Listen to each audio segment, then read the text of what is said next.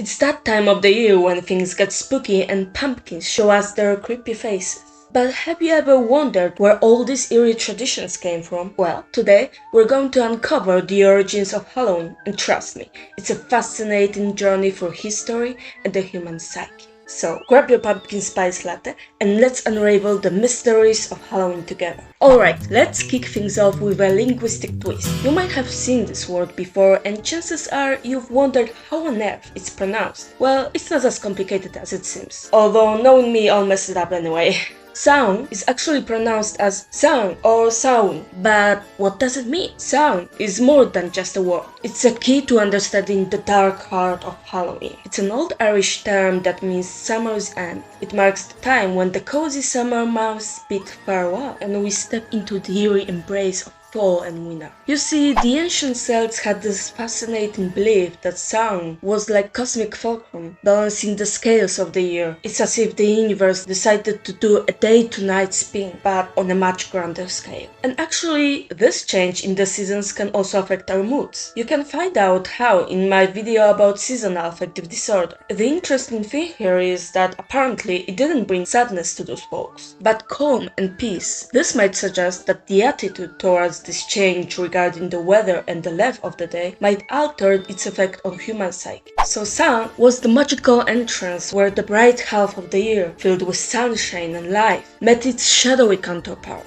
ruled by long nights and winter chills. It's like a powerful cosmic balancing act. The Celts believed that during this transition, the boundary between our world and the spirit realm became as thin as a whisper. It was as if a magical mist rolled in, blurring the lines between the ordinary and the extraordinary. This was when spirits of the deceased and mythical creatures could walk among the living, sharing the same space and time. So when you carve those pumpkins and light your jack-o'-lanterns, you're celebrating this special moment when everything in the universe is in perfect balance. It's a way of saying we acknowledge the shifting tides of time and we're ready to embrace the mysteries unknown. That's not all though. Some people claim that Samhain wasn't just a random date on the Celtic calendar and that it was in fact their New Year's Eve. Can you imagine combining Halloween and New Year's Eve? Maybe we could have a pumpkin champagne to celebrate it and count down to the moment when our world and the spirit realm collaborate. However, some people doubt if it was really like a New Year's Eve to them. In the Celtic calendar, the year was traditionally divided into two main seasons, the lighter half and the darker half, and Samhain was the time when things were changing and nature itself appeared to be going through a period of uncertainty.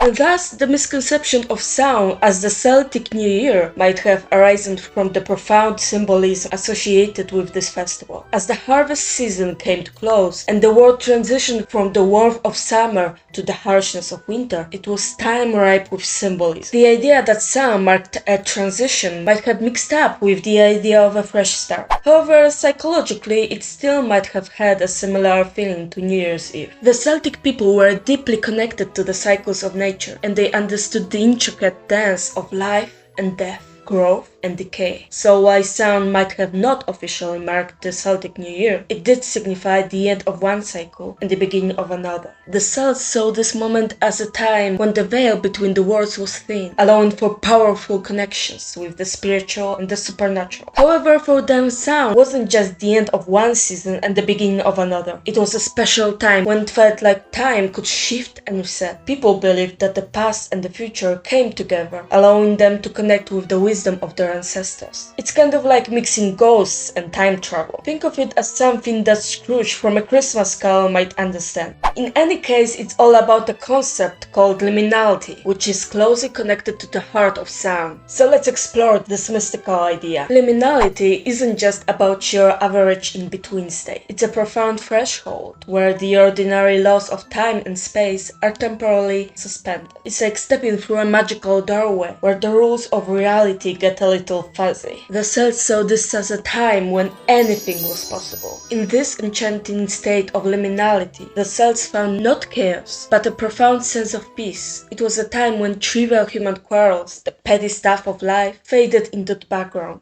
The world, they believed, was in harmony, a fleeting moment of balance in the great cosmic dance. And as you'll see, the liminal state was the perfect backdrop for the many supernatural events and stories that emerged during Samhain. It's almost as if the Celts saw the world with different eyes, and it was in this twilight zone that their most captivating myths and legends were born. In Celtic spirituality, it's not just a date on the calendar, it's a state of being. The Celts didn't see this as a struggle between the seasons. Instead, they embraced it as a harmonious blend of the two. It's the moment where someone hands the baton to winner, a smooth and seamless transition. So it wasn't all just about scary and spooky stuff. The Celts believed that during Samhain, the spirits of loved ones return. Can you imagine trying to have a shouting match when your great-great-grandfather's ghost is sipping tea in the corner? I don't think so. The presence of these ancestors had a profound calming effect on the living. It's like inviting your wise old grandparents over for a visit. Suddenly, everything feels a bit more civil.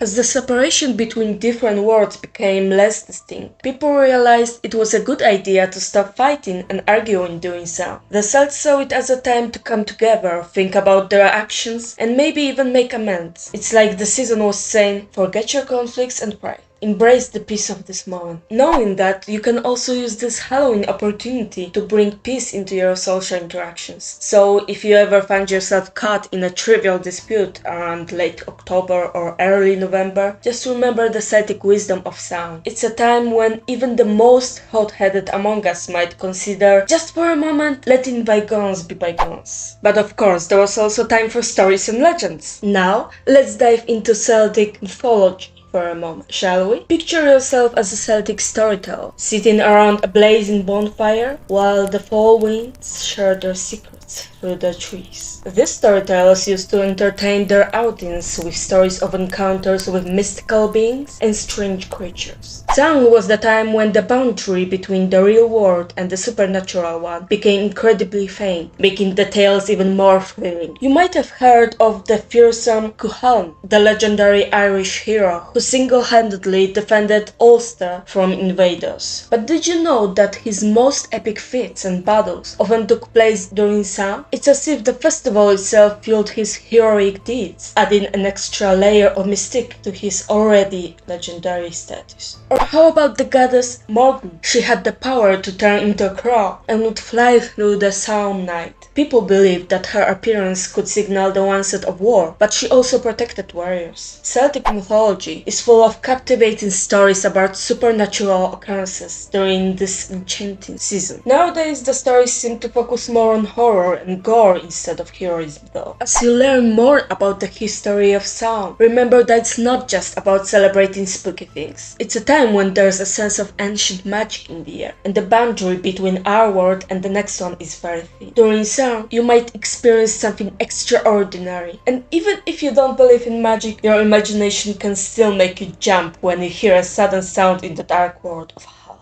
So keep in mind that Halloween is more than just a spooky night. It's a celebration that can link us to our ancestors, weaving together the past and lively present. It's a reminder that the traditions we cherish today have been handed down through generations, forming a connection between history and our joyful magical festivities. Lastly, it's also an opportunity to bring some peace to your soul, strengthen human connections, and deepen your relationship with nature. Now, before we say farewell, it's essential to reflect on why we enjoy the spine-tingling shivers and eerie enchantment that Halloween offers. I mean, after all, Halloween above all is usually associated with enjoyment of being scared. So why do we willingly subject ourselves to tales of terrors and explore haunted houses? It might seem perplexing at first, but there's a psychological thrill to being scared. If you're intrigued by this topic and want to explore the psychology behind our love for being scared further, I recommend checking out my video on why people enjoy being scared and horrors. In that video, I dive into the fascinating world of horror movies, haunted houses, and the very essence of fear itself. You'll discover how fear can be a source of excitement and empowerment,